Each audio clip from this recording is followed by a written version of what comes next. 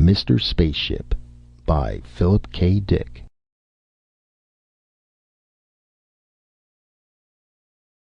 A human brain-controlled spacecraft would mean mechanical perfection.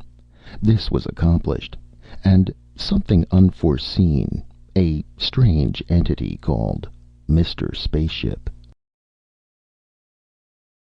Kramer leaned back. You can see the situation. How can we deal with a factor like this? The perfect variable. Perfect? Prediction should still be possible. The living thing still acts from necessity, the same as inanimate material, but the cause-effect chain is more subtle. There are more factors to be considered. The difference is quantitative, I think. The reaction of the living organism parallels natural causation, but with greater complexity. Gross and Kramer looked up at the board plates, suspended on the wall, still dripping, the images hardened into place. Kramer traced a line with his pencil. See that? It's a pseudopodium. They're alive, and so far a weapon we can't beat. No mechanical system can compete with that, simple or intricate. We'll have to scrap the Johnson control and find something else. Meanwhile, the war continues as it is. Stalemate. Checkmate. They can't get to us, and we can't get through their living minefield. Kramer nodded. It's a perfect defense for them, but there still might be one answer. What's that? Wait a minute. Kramer turned to his rocket expert sitting with the charts and files. The heavy cruiser that returned this week, it didn't actually touch, did it? It came close, but there was no contact. Correct. The expert nodded. The mine was 20 miles off. The cruiser was in space drive, moving directly toward Proxima, line straight, using the Johnson control, of course. It had deflected a quarter of an hour earlier for reasons unknown. Later it resumed its course.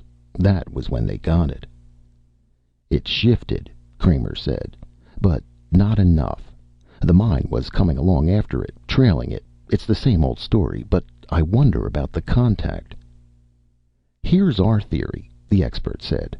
We keep looking for contact, a trigger in the pseudopodium, but more likely we're witnessing a psychological phenomena, a decision without any physical correlative. We're watching for something that isn't there. The mine decides to blow up. It sees our ship, approaches, and then decides. Thanks. Kramer turned to Gross. Well, that confirms what I'm saying. How can a ship guided by automatic relays escape a mine that decides to explode? The whole theory of mine penetration is that you must avoid tripping the trigger. But here, the trigger is a state of mind in a complicated, developed life form. The belt is 50,000 miles deep, Gross added. It solves another problem for them, repair and maintenance. The damn things reproduce, fill up the spaces by spawning into them. I wonder what they feed on. Probably the remains of our first line. The big cruisers must be a delicacy. It's a game of wits between a living creature and a ship piloted by automatic relays. The ship always loses. Kramer opened a folder. I'll tell you what I suggest. Go on, Gross said. I've already heard 10 solutions today. What's yours? Mine is very simple. These creatures are superior to any mechanical system, but only because they're alive. Almost any other life form could compete with them, any higher life form. If the Yuks can put out living mines to protect their planets, we ought to be able to harness some of our own life forms in a similar way. Let's make use of the same weapon ourselves. Which life form do you propose to use? I think the human brain is the most agile of known living forms. Do you know of any better? But no human being can withstand outspace travel. A human pilot would be dead of heart failure long before the ship got anywhere near Proxima. But we don't need the whole body, Kramer said. We need only the brain. What? The problem is to find a person of high intelligence who would contribute, in the same manner that eyes and arms are volunteered. But a brain? Technically, it could be done. Brains have been transferred several times when body destruction made it necessary. Of course, To a spaceship, a heavy outspace cruiser instead of an artificial body. That's new." The room was silent. "It's quite an idea," Gross said slowly, his heavy square face twisted. "But even supposing it might work, the big question is, whose brain?" It was all very confusing. The reasons for the war, the nature of the enemy.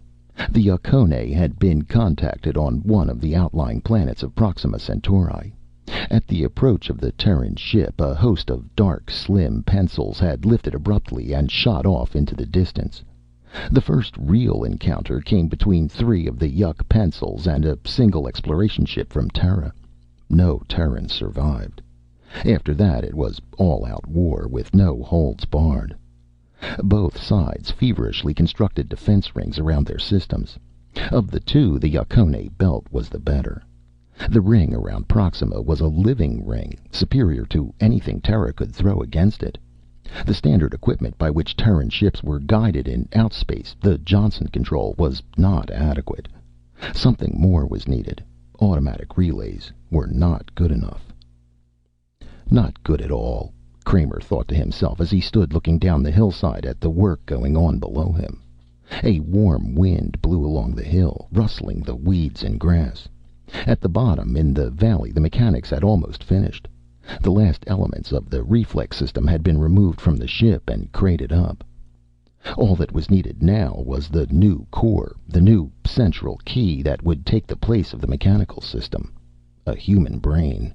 The brain of an intelligent, wary human being. But would the human being part with it? That was the problem. Kramer turned. Two people were approaching him along the road. A man and a woman. The man was Gross, expressionless, heavy-set, walking with dignity. The woman was... He stared in surprise and growing annoyance. It was Dolores, his wife. Since they'd separated, he had seen little of her. "Kramer," Gross said, "look who I ran into. Come back down with us. We're going into town." "Hello, Phil," Dolores said. "Well, aren't you glad to see me?" He nodded. "How have you been? You're looking fine." She was still pretty and slender in her uniform. The blue-gray of Internal Security, Gross Organization. "Thanks," she smiled. "You seem to be doing all right, too. Commander Gross tells me that you're responsible for this project. Operation Head, as they call it. Whose head have you decided on?" "That's the problem." Kramer lit a cigarette. "This ship is to be equipped with a human brain instead of the Johnson system. We've constructed special draining baths for the brain, electronic relays to catch the impulses and magnify them, a continual feeding duct that supplies the living cells with everything they need. But we still haven't got the brain itself," Gross finished. They began to walk back toward the car. "If we can get that, we'll be ready for the tests." "Will the brain remain alive?" Dolores asked. "Is it actually going to live as part of the ship?" "It will be alive, but not conscious. Very little life is actually conscious. Animals, trees, insects are quick in their responses, but they aren't conscious. In this process of ours, the individual personality, the ego, will cease. We only need the responsibility, nothing more." Dolores shuddered. "How terrible." "In time of war, everything must be tried," Kramer said absently.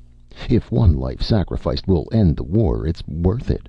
This ship might get through. A couple more like it, and there wouldn't be any more war." They got into the car. As they drove down the road, Gross said, "Have you thought of anyone yet?" Kramer shook his head. "That's out of my line." "What do you mean?" "I'm an engineer. It's not my department." "But all this was your idea."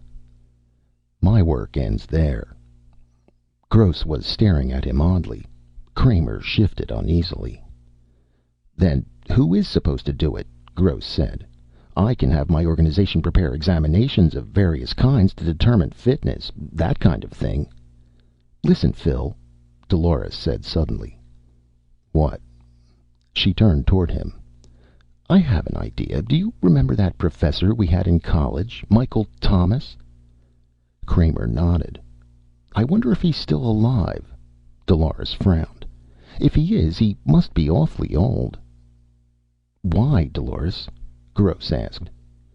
"Perhaps an old person who didn't have much time left, but whose mind was still clear and sharp." Professor Thomas. Kramer rubbed his jaw. He certainly was a wise old duck, but could he still be alive? He must have been 70 then. "We could find that out," Gross said. "I could make a routine check." "What do you think?" Dolores said. "If any human mind could outwit those creatures." "I don't like the idea," Kramer said. In his mind, an image had appeared. The image of an old man sitting behind a desk, his bright, gentle eyes moving about the classroom. The old man leaning forward, a thin hand raised. "Keep him out of this," Kramer said. "What's wrong?" Gross looked at him curiously. It's because I suggested it," Dolores said. "No." Kramer shook his head. It's not that. I didn't expect anything like this. Somebody I knew, a man I studied under. I remember him very clearly. He was a very distinct personality." "Good," Gross said. "He sounds fine." "We can't do it. We're asking his death." "This is war," Gross said, "and war doesn't wait on the needs of the individual.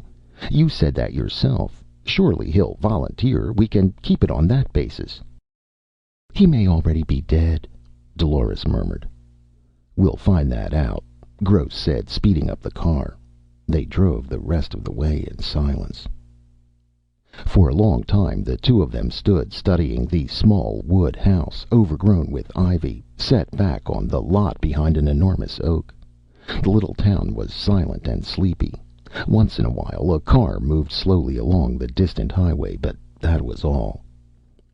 "This is the place," Gross said to Kramer. He folded his arms. "Quite a quaint little house." Kramer said nothing. The two security agents behind them were expressionless. Gross started toward the gate.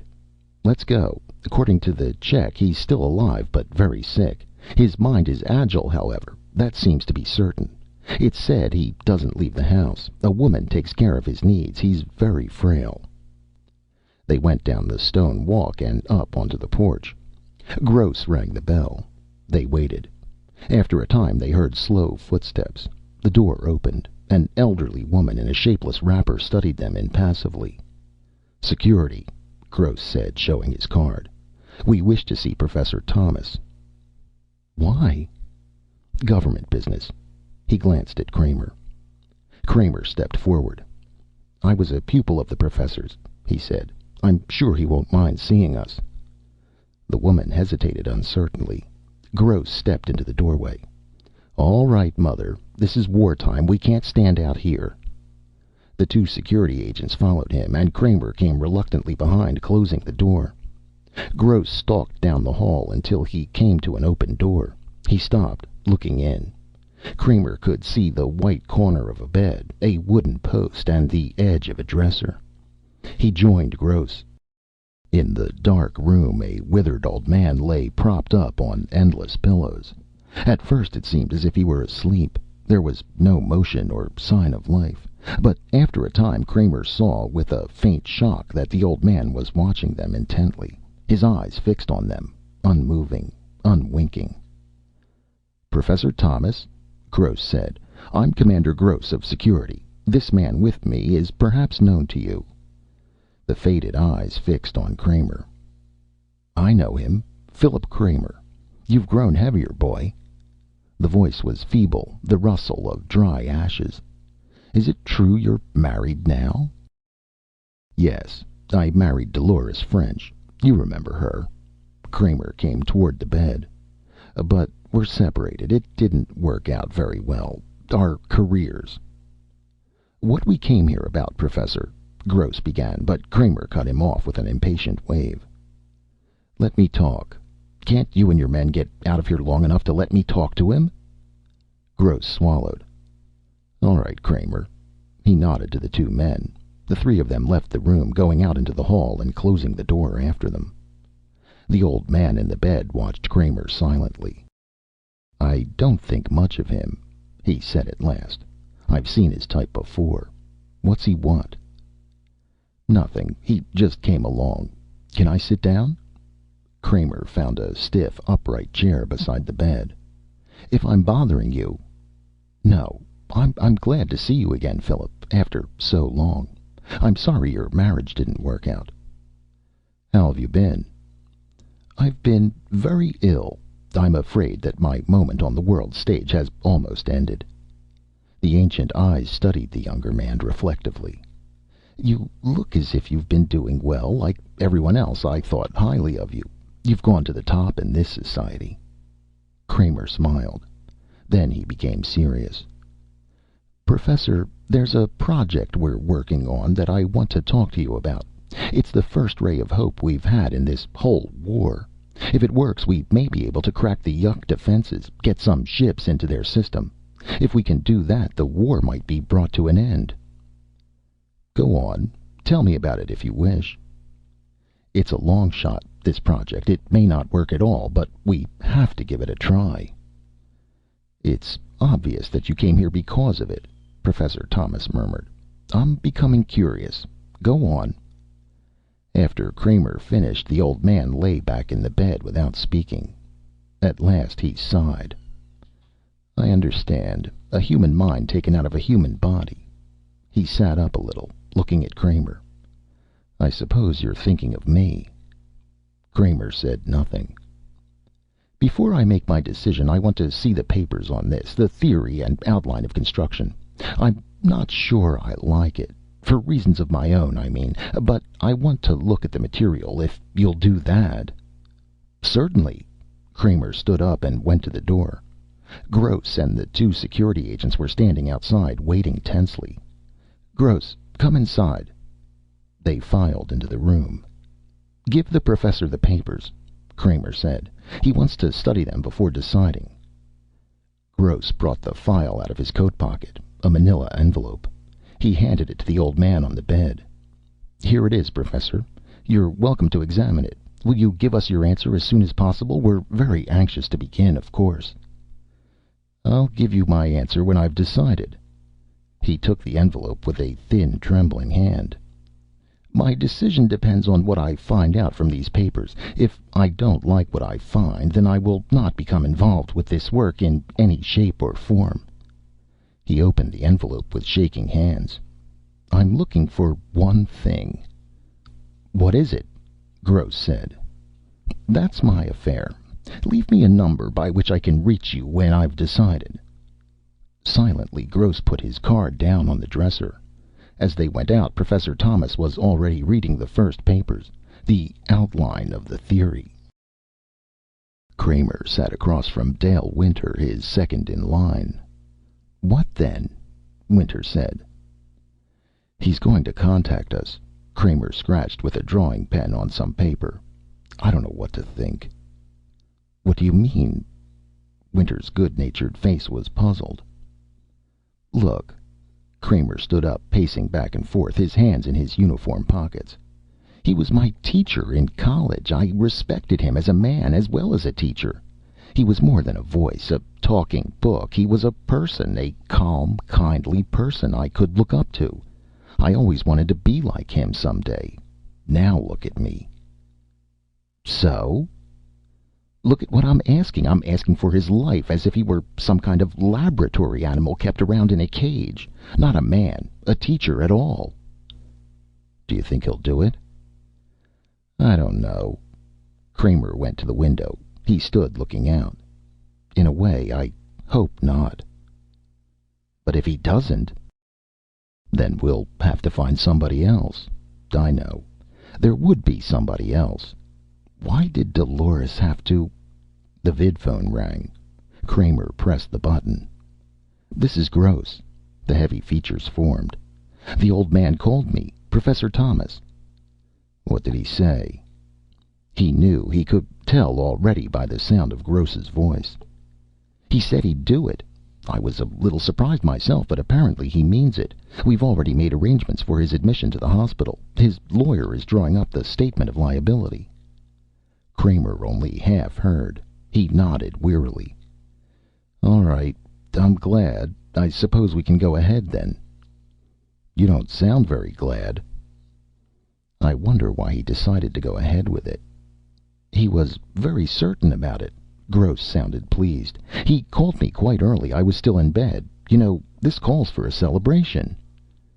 Sure, Kramer said. It sure does.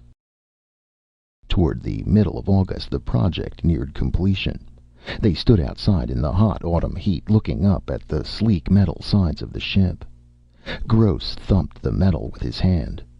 Well, it won't be long. We can begin the test any time. Tell us more about this, an officer in gold braids said. It's such an unusual concept. Is there really a human brain inside the ship? A dignitary asked, a small man in a rumpled suit.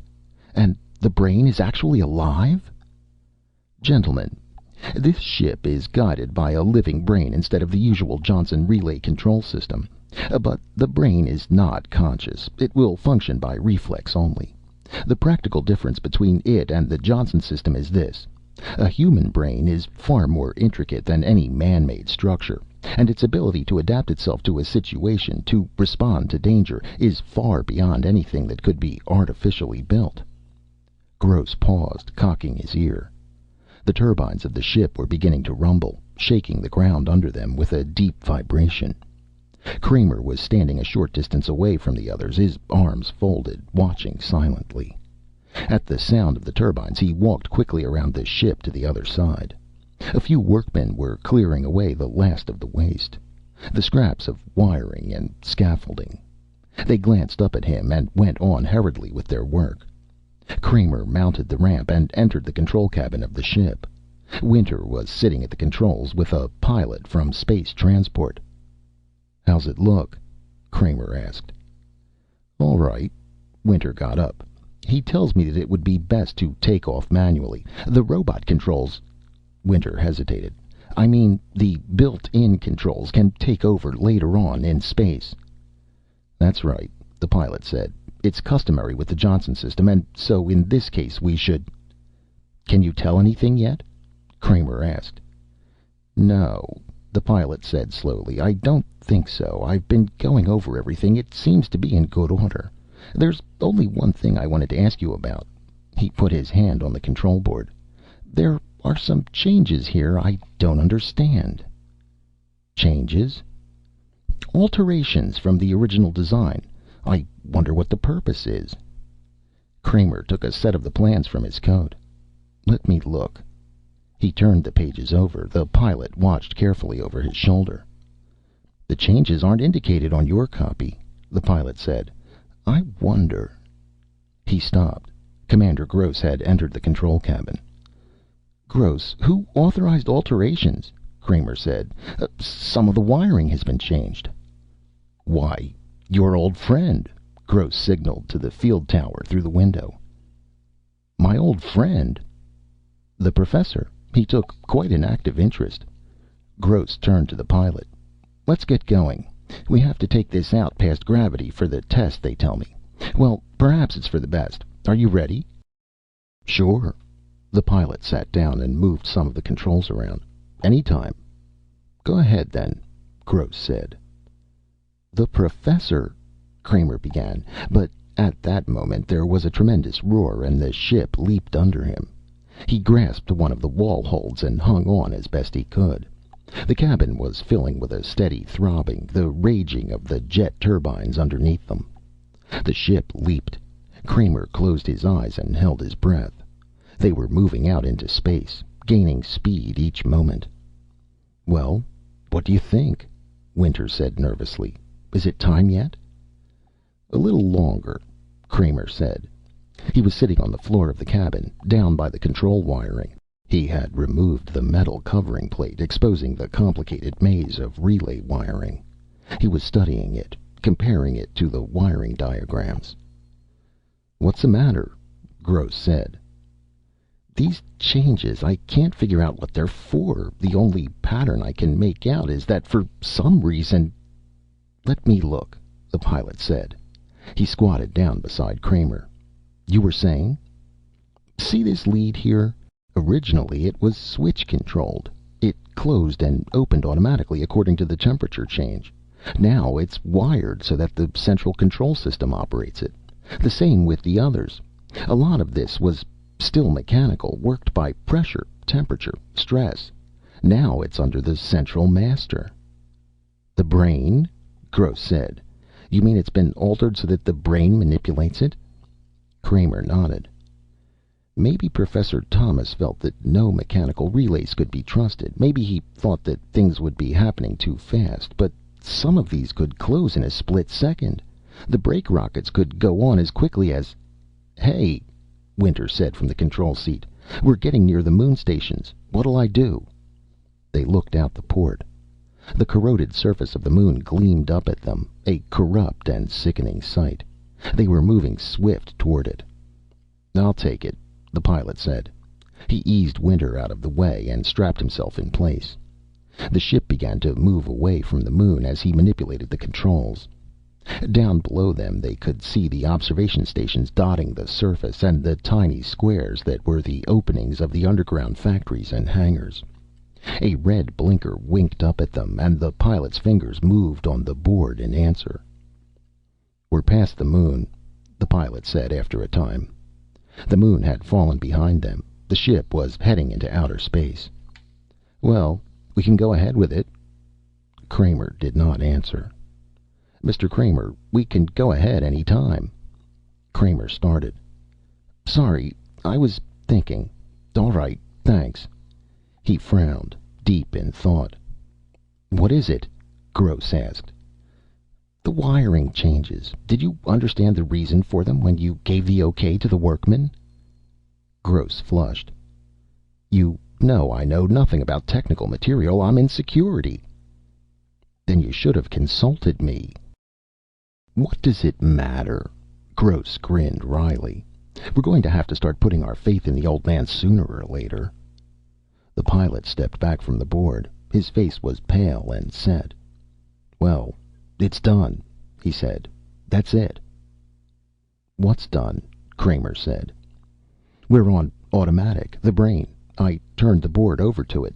To him, I mean. The old man." The pilot lit a cigarette and puffed nervously. "Let's keep our fingers crossed." The ship was coasting evenly in the hands of its invisible pilot. Far down inside the ship, carefully armored and protected, a soft human brain lay in a tank of liquid, 1,000 minute electric charges playing over its surface. As the charges rose, they were picked up and amplified, fed into relay systems, advanced, carried on through the entire ship. Gross wiped his forehead nervously. "So he is running it now? I hope he knows what he's doing." Kramer nodded enigmatically. "I think he does." "What do you mean?" "Nothing." Kramer walked to the port. "I see we're still moving in a straight line." He picked up the microphone. "We can instruct the brain orally through this." He blew against the microphone experimentally. "Go on," Winter said. "Bring the ship around half right," Kramer said. "Decrease speed." They waited. Time passed.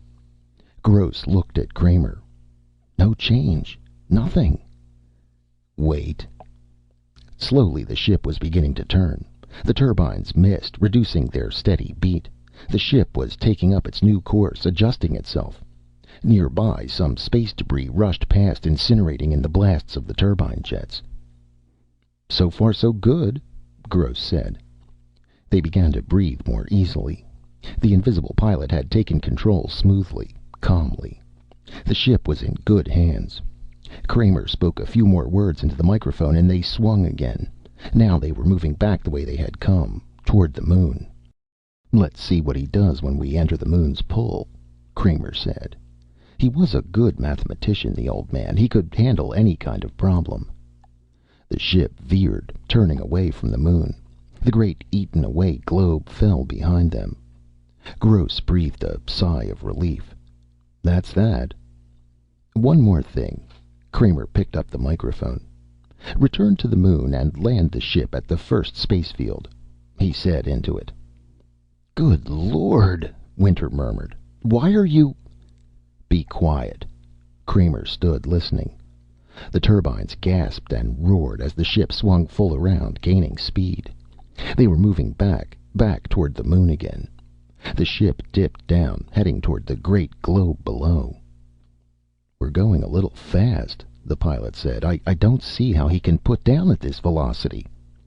The port filled up as the globe swelled rapidly. The pilot hurried toward the board, reaching for the controls. All at once the ship jerked, the nose lifted, and the ship shot out into space away from the moon, turning at an oblique angle.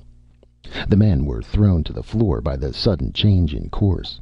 They got to their feet again, speechless, staring at each other. The pilot gazed down at the board. "It wasn't me. I didn't touch a thing. I didn't even get to it." The ship was gaining speed each moment. Kramer hesitated. "Maybe you had better switch it back to manual." The pilot closed the switch. He took hold of the steering controls and moved them experimentally. "Nothing." He turned around. "Nothing. It doesn't respond." No one spoke. "You can see what has happened," Kramer said calmly. "The old man won't let go of it now that he has it. I was afraid of this when I saw the wiring changes. Everything in this ship is centrally controlled, even the cooling system, the hatches, the garbage release. We're helpless." "Nonsense." Gross strode to the board. He took hold of the wheel and turned it.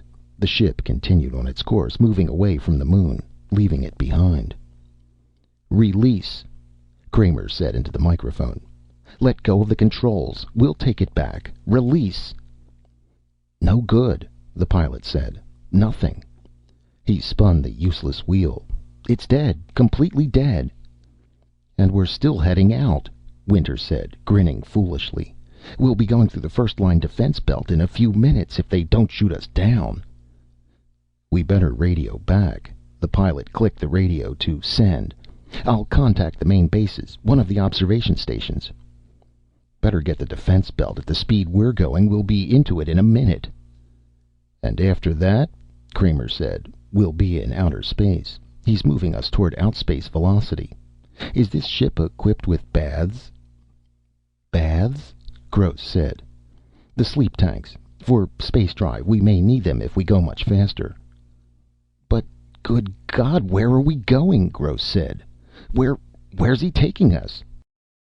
The pilot obtained contact. "This is Dwight, on ship," he said. "We're entering the defense zone at high velocity. Don't fire on us."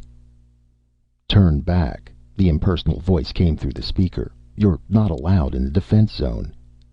"We can't. We've lost control." "Lost control?" "This is an experimental ship." Gross took the radio. "This is Commander Gross, security. We're being carried into outer space. There's nothing we can do. Is there any way that we can be removed from this ship?" A hesitation. "We have some fast pursuit ships that could pick you up if you wanted to jump. The chances are good they'd find you. Do you have space flares?" "We do," the pilot said. "Let's try it." "Abandoned ship?" Kramer said. "If we leave now, we'll never see it again." "What else can we do? We're gaining speed all the time. Do you propose that we stay here?" "No." Kramer shook his head. "Damn it. There ought to be a better solution." "Could you contact him?" Winter asked. "The old man. Try to reason with him." "It's worth a chance," Gross said. "Try it." "All right." Kramer took the microphone. He paused a moment. "Listen. Can you hear me? This is Philip Kramer. Can you hear me, Professor? Can you hear me? I want you to release the controls." There was silence. "This is Kramer, Professor. Can you hear me? Do you remember who I am? Do you understand who this is?" Above the control panel, the wall speaker made a sound, a sputtering static. They looked up. "Can you hear me, Professor? This is Philip Kramer. I want you to give the ship back to us. If you can hear me, release the controls. Let go, Professor. Let go." Static. A rushing sound like the wind. They gazed at each other. There was silence for a moment. "It's a waste of time," Gross said. "No. Listen." The sputter came again. Then, mixed with the sputter, almost lost in it, a voice came. toneless, without inflection, a mechanical, lifeless voice from the metal speaker in the wall above their heads. "Is it you, Philip? I can't make you out. Darkness. Who's there with you?" "It's me, Kramer." His fingers tightened against the microphone handle.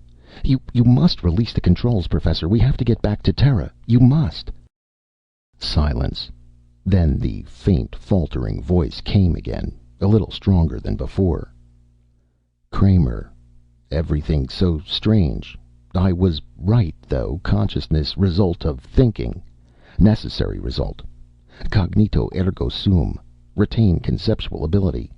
Can you hear me?" "Yes, Professor." "I altered the wiring control. I was fairly certain. I wonder if I can do it. Try." Suddenly the air conditioning snapped into operation. It snapped abruptly off again. Down the corridor a door slammed. Something thudded. The men stood listening. Sounds came from all sides of them. Switches shutting, opening. The lights blinked off. They were in darkness. The lights came back on. And at the same time, the heating coils dimmed and faded. "Good God," Winter said. Water poured down on them. The emergency firefighting system. There was a screaming rush of air. One of the escape hatches had slid back, and the air was roaring frantically out into space. The hatch banged closed. The ship subsided into silence. The heating coils glowed into life. As suddenly as it had begun, the weird exhibition ceased. "I can do everything." The dry, toneless voice came from the wall speaker. "It is all controlled, Kramer. I wish to talk to you. I've been thinking. I haven't seen you in many years. A lot to discuss. You've changed, boy. We have much to discuss. Your wife." The pilot grabbed Kramer's arm. "There's a ship standing off our bow. Look." They ran to the port. A slender, pale craft was moving along with them, keeping pace with them. It was signal blinking. "A Terran pursuit ship," the pilot said. "Let's jump. They'll pick us up. Suits." He ran to a supply cupboard and turned the handle. The door opened and he pulled the suits out onto the floor. "Hurry," Gross said. A panic seized them. They dressed frantically, pulling the heavy garments over them. Winter staggered to the escape hatch and stood by it, waiting for the others. They joined him one by one. "Let's go," Gross said. "Open the hatch." Winter tugged at the hatch. "Help me." They grabbed hold, tugging together. Nothing happened. The hatch refused to budge. "Get a crowbar," the pilot said. "Hasn't anyone got a blaster?" Gross looked frantically around. "Damn it, blast it open." "Pull," Kramer grated. "Pull together." "Are you at the hatch?" The toneless voice came, drifting and eddying through the corridors of the ship. They looked up, staring about them. "I sense something nearby, outside. A ship? You are leaving? All of you? Kramer, you are leaving too? Very unfortunate. I had hoped we could talk. Perhaps at some other time you might be induced to remain." "Open the hatch," Kramer said, staring up at the impersonal walls of the ship. "For God's sake, open it!" There was silence. An endless pause. Then, very slowly, the hatch slid back. The air screamed out, rushing past them into space. One by one they leaped, one after the other, propelled away by the repulsive material of the suits. A few minutes later they were being hauled aboard the pursuit ship. As the last one of them was lifted through the port, their own ship pointed itself suddenly upward and shot off at tremendous speed. It disappeared. Kramer removed his helmet, gasping. Two sailors held onto him and began to wrap him in blankets. Gross sipped a mug of coffee, shivering. "It's gone," Kramer murmured. "I'll have an alarm sent out," Gross said. "What's happened to your ship?" a sailor asked curiously. "It sure took off in a hurry. Who's on it?" "We'll have to have it destroyed," Gross went on, his face grim. "It's got to be destroyed. There's no telling what he has in mind. Gross sat down weakly on a metal bench. What a close call for us. We were so damn trusting. What could he be planning? Kramer said, half to himself. It doesn't make sense. I don't get it. As the ship sped back toward the moon base, they sat around the table in the dining room, sipping hot coffee and thinking, not saying very much. Look here, Gross said at last. What kind of a man was Professor Thomas? What do you remember about him? Kramer put his coffee mug down. It was 10 years ago. I don't remember much. It's vague. He let his mind run back over the years. He and Dolores had been at Hunt College together, in physics and the life sciences. The college was small and set back away from the momentum of modern life. He had gone there because it was his hometown, and his father had gone there before him. Professor Thomas had been at the college a long time, as long as anyone could remember. He was a strange old man, keeping to himself most of the time.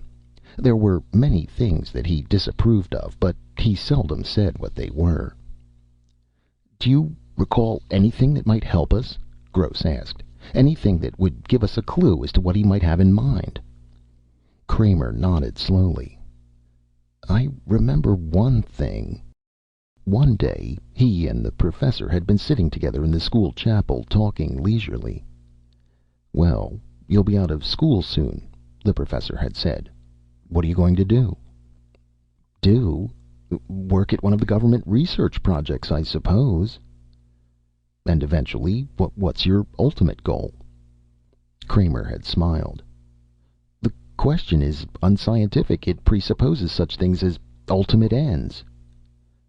Suppose instead along these lines, then.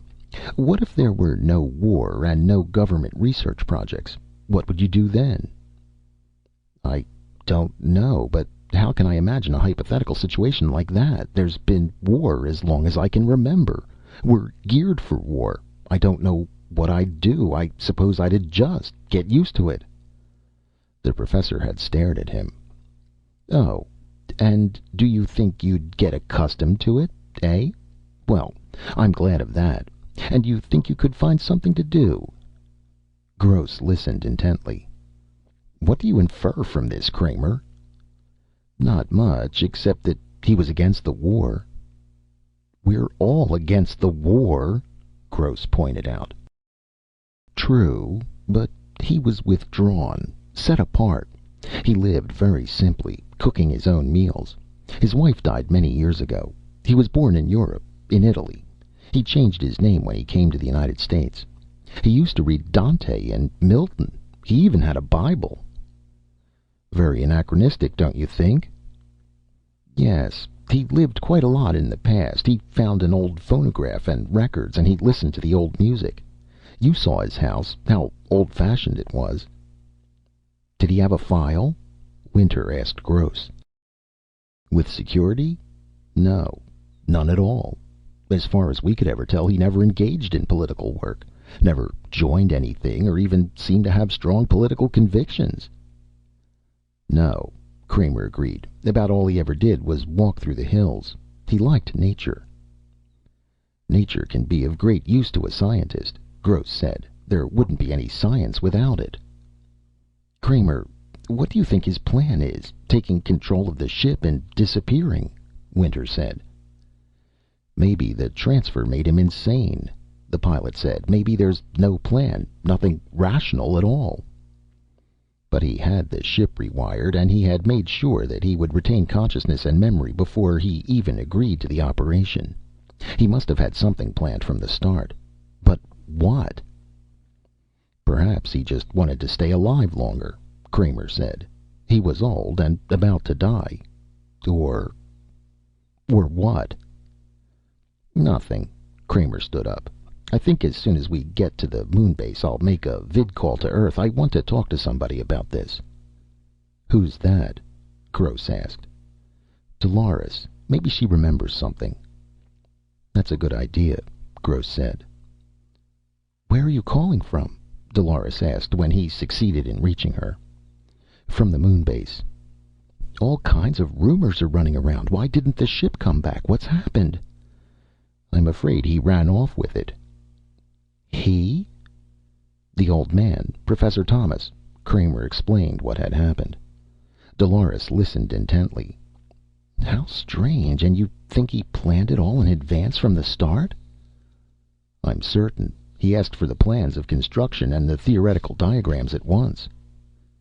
"But why? What for?" "I don't know. Look, Dolores, what do you remember about him? Is there anything that might give a clue to all this?" "Like what?" "I don't know. That's the trouble." On the vidscreen, Dolores knitted her brow. "I remember he raised chickens in his backyard, and once he had a goat." She smiled. "Do you remember the day the goat got loose and wandered down the main street of town? Nobody could figure out where it came from." "Anything else?" "No." He watched her, struggling, trying to remember. "He wanted to have a farm sometime, I know." "All right, thanks." Kramer touched the switch. "When I get back to Terra, maybe I'll stop and see you." "Let me know how it works out." He cut the line and the picture dimmed and faded. He walked slowly back to where Gross and some officers of the military were sitting at a chart table talking. "Any luck?" Gross said, looking up. "No. All she remembers is that he kept a goat." "Come over and look at this detail chart." Gross motioned him around to his side. "Watch." Kramer saw the record tabs moving furiously, little white dots racing back and forth. "What's happening?" he asked. "A squadron outside the defense zone has finally managed to contact the ship. They're maneuvering now for position. Watch." The white counters were forming a barrel formation around a black dot that was moving steadily across the board, away from the central position. As they watched, the white dots constricted around it. "They're ready to open fire," a technician at the board said. "Commander, what shall we tell them to do?" Gross hesitated. "I hate to be the one who makes the decision, when it comes right down to it." "It's not just a ship," Kramer said. "It's a man, a living person. A human being is up there, moving through space. I wish we knew what But the order has to be given. We can't take any chances. Suppose he went over to them, to the Yuks." Kramer's jaw dropped. "My God, he wouldn't do that." "Are you sure? Do you know what he'll do?" "He wouldn't do that." Gross turned to the technician. "Tell them to go ahead." "I'm sorry, sir, but now the ship has gotten away. Look down at the board." Gross stared down, Kramer over his shoulder. The black dot had slipped through the white dots and had moved off at an abrupt angle. The white dots were broken up, dispersing in confusion. "He's an unusual strategist," one of the officers said. "He traced the line. It's an ancient maneuver, an old Prussian device, but it worked." The white dots were turning back. "Too many Yuk ships out that far," Gross said. "Well, that's what you get when you don't act quickly." He looked up coldly at Kramer. "We should have done it when we had him. Look at him go." He jabbed a finger at the rapidly moving black dot. The dot came to the edge of the board and stopped. It had reached the limit of the chartered area. "See?" Now what? Kramer thought, watching. So the old man had escaped the cruisers and gotten away. He was alert, all right. There was nothing wrong with his mind, or with ability to control his new body. The ship was a new body for him. He had traded in the old dying body, withered and frail, for this hulking frame of metal and plastic, turbines and rocket jets. He was strong now, strong and big. The new body was more powerful than 1,000 human bodies. But how long would it last him? The average life of a cruiser was only 10 years. With careful handling, he might get 20 out of it before some essential part failed and there was no way to replace it. And then, what then? What would he do when something failed and there was no one to fix it for him? That would be the end. Someplace far out in the cold darkness of space, the ship would slow down, silent and lifeless, to exhaust its last heat into the eternal timelessness of outer space. Or Perhaps it would crash on some barren asteroid, burst into a million fragments. It was only a question of time.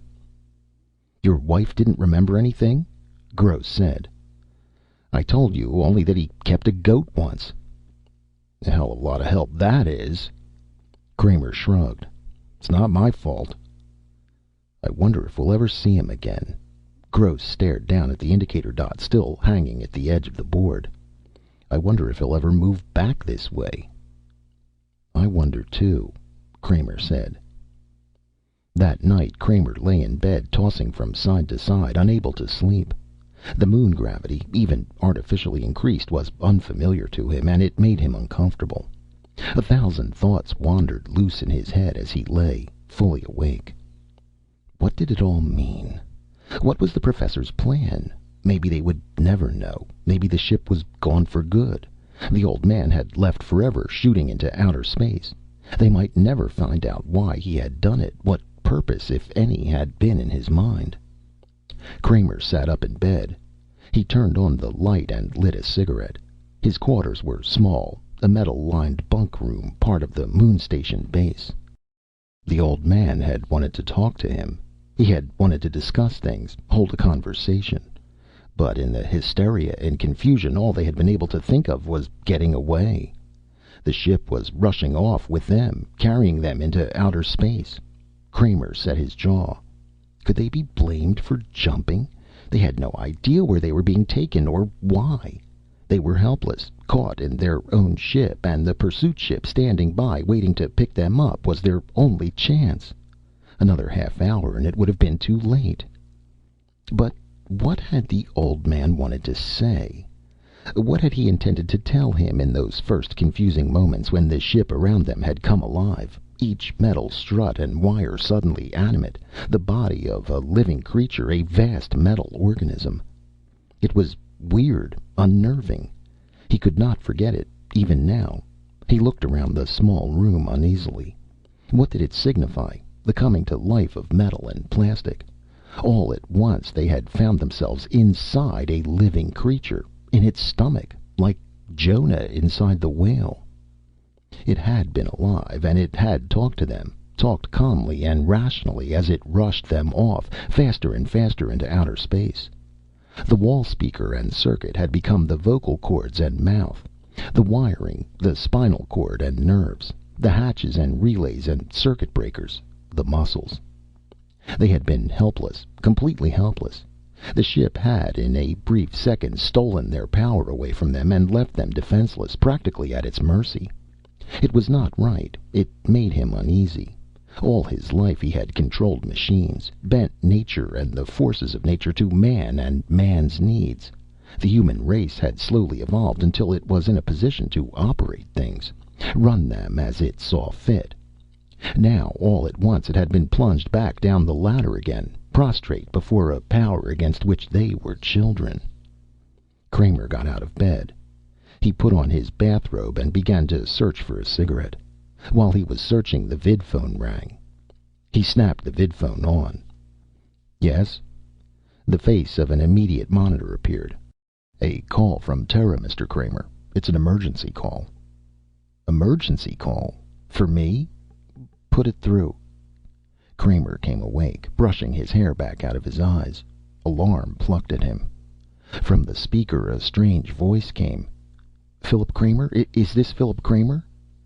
"Yes. Go on." "This is General Hospital, New York City, Terra. Mr. Kramer, your wife is here. She has been critically injured in an accident. Your name was given to us to call. Is it possible for you to—" "How badly?" Kramer gripped the vidphone stand. "Is it serious?" "Yes, it's serious, Mr. Kramer. Are you able to come here? The quicker you can come, the better." "Yes," Kramer nodded. "I'll come. Thanks." The screen died as the connection was broken. Kramer waited a moment. Then he tapped the button. The screen relit again. "Yes, sir?" the monitor said. "Can I get a ship to Terra at once? It's an emergency. My wife—" "There's no ship leaving the moon for 8 hours. You'll have to wait until the next period." "Isn't there anything I can do?" "We can broadcast a general request to all ships passing through this area. Sometimes cruisers pass by here returning to Terra for repairs." Will you broadcast that for me? I'll come down to the field."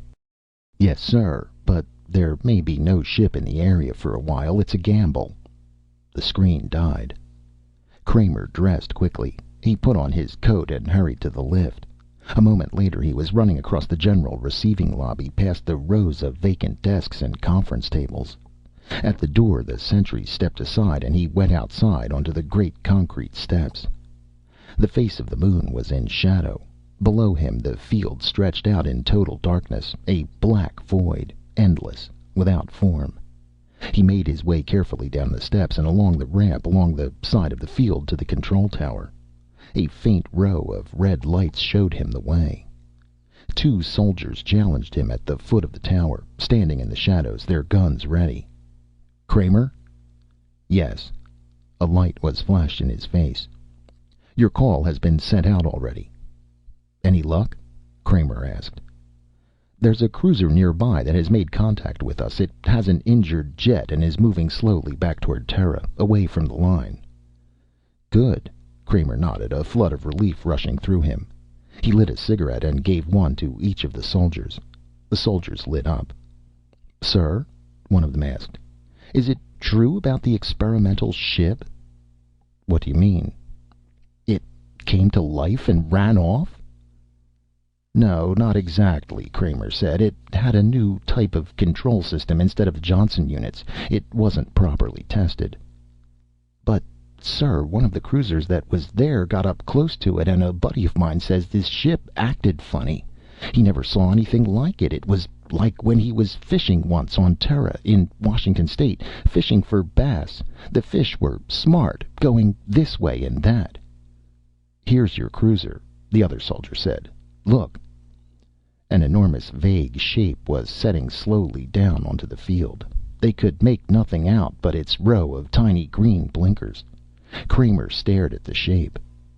"Better hurry, sir," the soldier said. "They don't stick around here very long." "Thanks."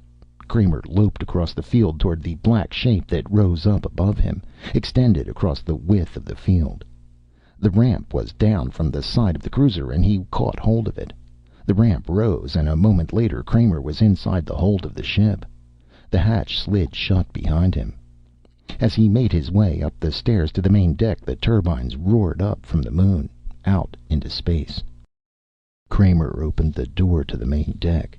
He stopped suddenly, staring around him in surprise. There was nobody in sight. The ship was deserted. "Good God," he said, realization sweeping over him, numbing him. He sat down on a bench, his head swimming. "Good God." The ship roared out into space, leaving the moon and Terra farther behind each moment. And there was nothing he could do. "So it was you who put the call through," he said at last. "It was you who called me on the vidphone, not any hospital on Terra. It was all part of the plan." He looked up and around him. "And Dolores is really—" "Your wife is fine," the wall speaker above him said tonelessly. "It was a fraud. I am sorry to trick you that way, Philip, but it was all I could think of. Another day and you would have been back on Terra. I don't want to remain in this area any longer than necessary. They have been so certain of finding me out in deep space that I have been able to stay here without too much danger. But even the purloined letter was found eventually." Kramer smoked his cigarette nervously. "What are you going to do? Where are we going?" "First, I want to talk to you. I have many things to discuss. I was very disappointed when you left me, along with the others. I had hoped that you would remain." The dry voice chuckled. "Remember how we used to talk in the old days, you and I? That was a long time ago." The ship was gaining speed. It plunged through space at tremendous speed, rushing through the last of the defense zone and out beyond. A rush of nausea made Kramer bend over for a moment. When he straightened up, the voice from the wall went on. "I'm sorry to step it up so quickly, but we are still in danger. Another few moments and we'll be free." "How about Yuk ships? Aren't they out there?" "I've already slipped away from several of them. They're quite curious about me." "Curious?"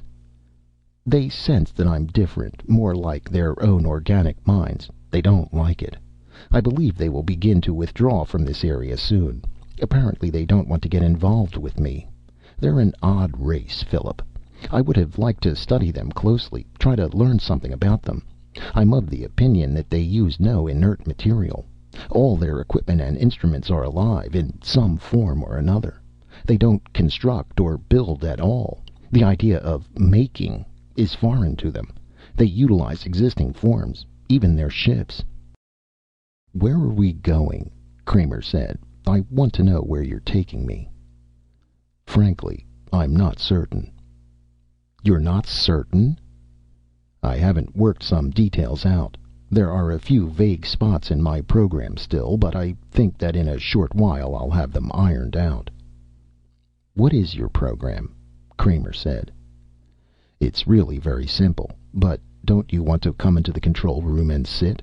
The seats are much more comfortable than the metal bench." Kramer went into the control room and sat down at the control board. Looking at the useless apparatus made him feel strange. "What's the matter?" the speaker above the board rasped.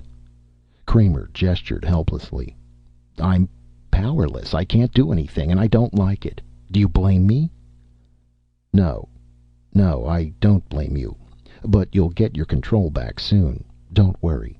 This is only a temporary expedient, taking you off this way. It was something I didn't contemplate. I forgot that orders would be given out to shoot me on sight." "It was Gross's idea." "I don't doubt that. My conception, my plan came to me as soon as you began to describe your project that day at my house. I saw at once that you were wrong. You people have no understanding of the mind at all. I realized that the transfer of a human brain from an organic body to a complex artificial spaceship would not involve the loss of the intellectualization faculty of the mind. When a man thinks, he is. When I realized that, I saw the possibility of an age-old dream becoming real. I was quite elderly when I first met you, Philip. Even then, my lifespan had come pretty much to its end. I could look ahead to nothing but death, and with it the extinction of all my ideas. I had made no mark on the world, none at all. My students, one by one, passed from me into the world to take up jobs in the great research project, the search for better and bigger weapons of war. The world has been fighting for a long time, first with itself, then with the Martians, then with these beings from Proxima Centauri, whom we know nothing about. The human society has evolved war as a cultural institution, like the science of astronomy or mathematics. War is a part of our lives, a career, a respected vocation. Bright, alert young men and women move into it, putting their shoulders to the wheel as they did in the time of Nebuchadnezzar. It has always been so. But is it innate in mankind? I don't think so. No social custom is innate. There were many human groups that did not go to war. The Eskimos never grasped the idea at all, and the American Indians never took to it well. But these dissenters were wiped out, and a cultural pattern was established that became the standard for the whole planet. Now it has become ingrained in us. But if someplace along the line some other way of settling problems had arisen and taken hold, something different than the massing of men and materials to... "What's your plan?" Kramer said. "I know the theory. It was part of one of your lectures." "Yes. Buried in a lecture on plant selection, as I recall.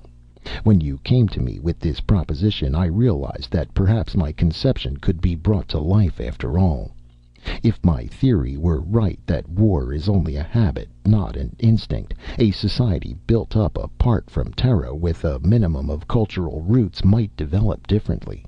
If it failed to absorb our outlook, if it could start out on another foot, it might not arrive at the same point to which we have come, a dead end, with nothing but greater and greater wars in sight, until nothing is left but ruin and destruction everywhere. Of course, there would have to be a watcher to guide the experiment at first. A crisis would undoubtedly come very quickly, probably in the second generation. Cain would arise almost at once. You see, Kramer, I estimate that if I remain at rest most of the time on some small planet or moon, I may be able to keep functioning for almost 100 years. That would be time enough, sufficient to see the direction of the new colony. After that, well, after that it would be up to the colony itself. Which is just as well, of course. Man must take control eventually on his own. 100 years, and after that they will have control of their own destiny. Perhaps I am wrong. Perhaps war is more than a habit. Perhaps it is a law of the universe that things can only survive as groups by group violence. But I'm going ahead and taking the chance that it is only habit, that I'm right, that war is something we're so accustomed to that we don't realize it is a very unnatural thing. Now, as to the place. I'm still a little vague about that. We must find the place still. That's what we're doing now. You and I are going to inspect a few systems off the beaten path. Planets where the trading prospects are low enough to keep Terran ships away. I know of one planet that might be a good place. It was reported by the Fairchild expedition in their original manual. We may look into that for a start. The ship was silent. Kramer sat for a time, staring down at the metal floor under him. The floor throbbed dully with the motion of the turbines. At last he looked up. You might be right. Maybe our outlook is only habit. Kramer got to his feet. But I wonder if something has occurred to you. What is that? If it's such a deeply ingrained habit going back thousands of years, how are you going to get your colonists to make the break, leave Terra and Terran customs? How about this generation, the first ones, the people who found the colony? I think you're right in that the next generation would be free of all this if there were an... He grinned. An old man above to teach them something else instead. Kramer looked up at the wall speaker. How are you going to get the people to leave Terra and come with you if, by your own theory, this generation can't be saved? It all has to start with the next. The wall speaker was silent. Then it made a sound, the faint, dry chuckle. I'm surprised at you, Philip. Settlers can be found. We won't need many, just a few. The speaker chuckled again. I'll acquaint you with my solution. At the far end of the corridor, a door slid open. There was a sound, a hesitant sound. Kramer turned. Dolores? Dolores Kramer stood uncertainly looking into the control room. She blinked in amazement. Phil, what are you doing here? What's going on? They stared at each other. What's happening? Dolores said. I received a vid call that you had been hurt in a lunar explosion. The wall speaker rasped into life. You see, Philip, that problem is already solved. We don't really need so many people. Even a single couple might do. Kramer nodded slowly. I see, he murmured thickly. Just one couple, one man and woman.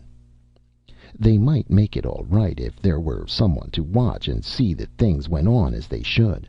There will be quite a few things I can help you with, Philip. Quite a few. We'll get along very well, I think. Kramer grinned wryly. You could even help us name the animals, he said. I understand that's the first step. I'll be glad to, the toneless, impersonal voice said. As I recall, my part will be to bring them to you one by one.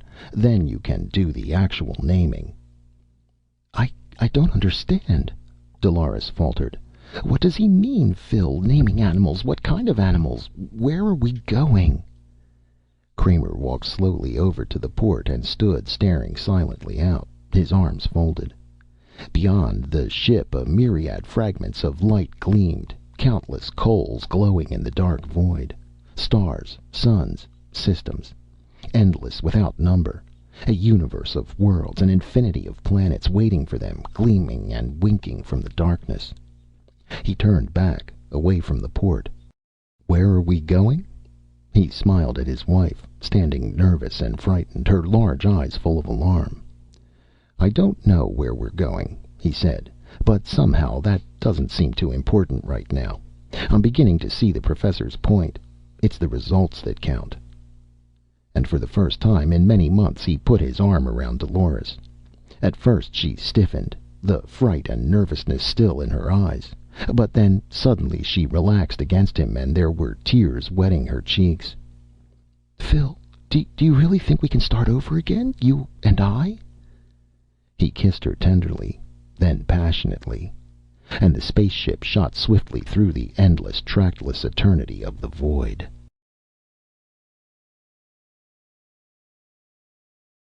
End of Mr. Spaceship,